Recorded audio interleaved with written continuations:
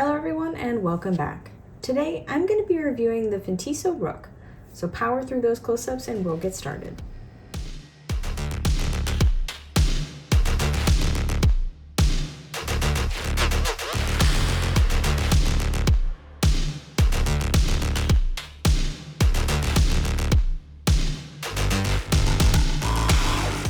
First, I want to mention that Fintiso did send me this knife to check out, but like I always say, I do my best to keep my reviews honest and fair. That being said, let me go on to the details about the Fintiso Rook. This knife is designed by Fintiso. I'm not sure if I'm actually saying it 100% right, so it could be Fintiso, or I could be really massacring the pronunciation, so I deeply apologize. I'm still going to just say Fintiso for now. They are a newer knife company founded in 2022, and there's not much about who they are or where they are located, but their knives are manufactured in China. They do go into more detail on their website regarding their initiatives and their overall goal for the company, so I do suggest that you take a look at that if that's something that interests you. I'll leave a link in the description so you can read more and check out their other knives that they offer. So let's get back to the knife here. This is the Fintiso Rook, a folding knife that can be opened using the front flipper tab here, which we all know I'm not the greatest at using, or you can use the thumb hole here. This knife is locked into place using a liner locking mechanism, which means there is a piece of steel that lines the inside of the handle and it locks the knife into place. It's a very reliable locking mechanism and my personal favorite. The blade shape here is a drop point blade shape with a flat grind, which is a common combination that's great for everyday tasks. The spine of the blade also has some nice jimping here as well.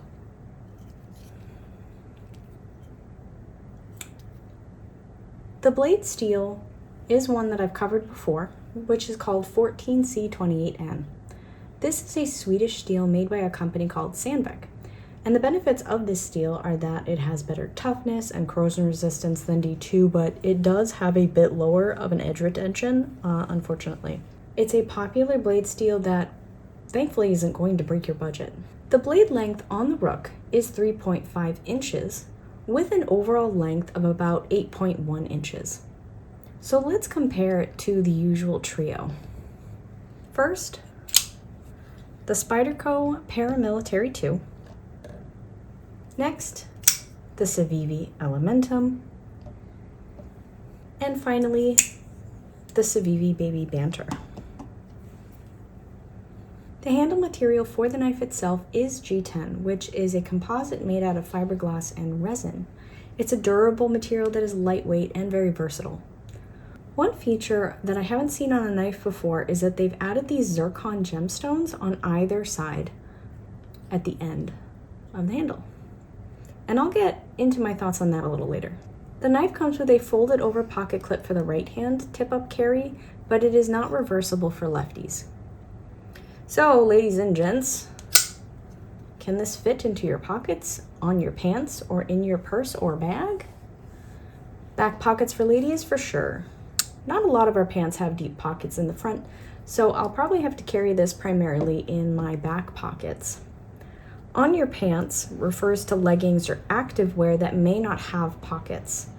The pocket clip here is quite durable, and I do not feel like this will have any issue staying attached. But if you do feel like you need to, you can always take off the pocket clip, bend it a little bit, and then put it back on. In your purse or your bag is an easy one.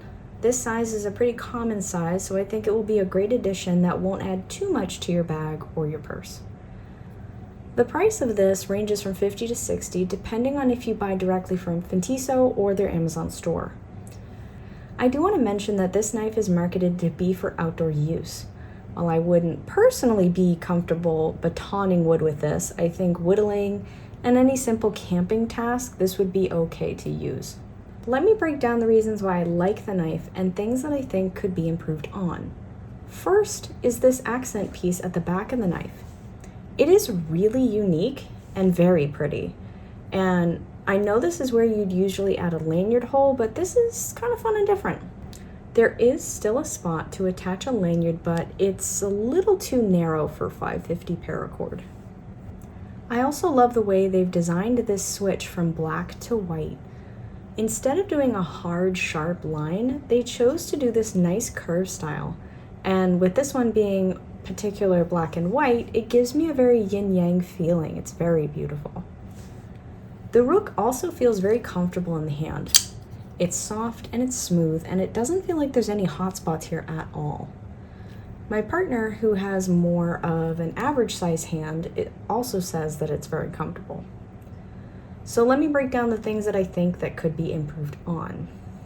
I did notice a bit of discoloration on the heel of the blade, right where my finger is on the left, and I'm not sure if it got a little bit overheated during the grinding and sharpening process, but this is minor. It's really not a big deal for me. Other than that, there are a few little choices that I would have done a little bit differently. Since they're marketing this as an outdoor knife, I would say to swap the G10 for my Carta and lose the gemstone.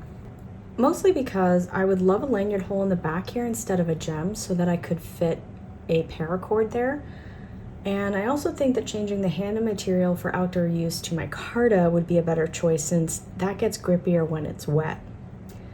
That being said, I really do love the gem in the back here, and I would probably market this style as more of like a gentleman's knife or a lady's knife. And they could even do some fancier versions for the handle with wood, titanium, carbon fiber, or another elevated type of material. Overall, this knife is a unique knife with some great materials that's not going to break your bank. And I love the blade material because it's a great material that's affordable. I think this is a great EDC knife, and I'm excited to see what they come out with next. I also have my eye on some of their other knives that they offered that are for the kitchen. There's a resin material one that is just so gorgeous. I may have to buy myself one soon. So that's it. That's all I got. Let me know what your thoughts are in the comments. Did you love this? Hate this?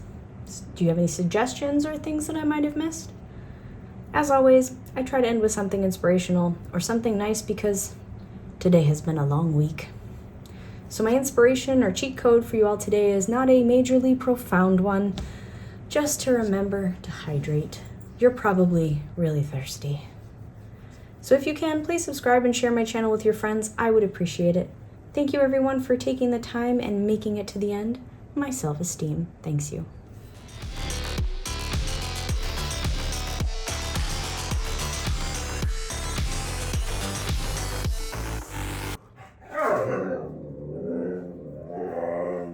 Wow, really? That's what they said?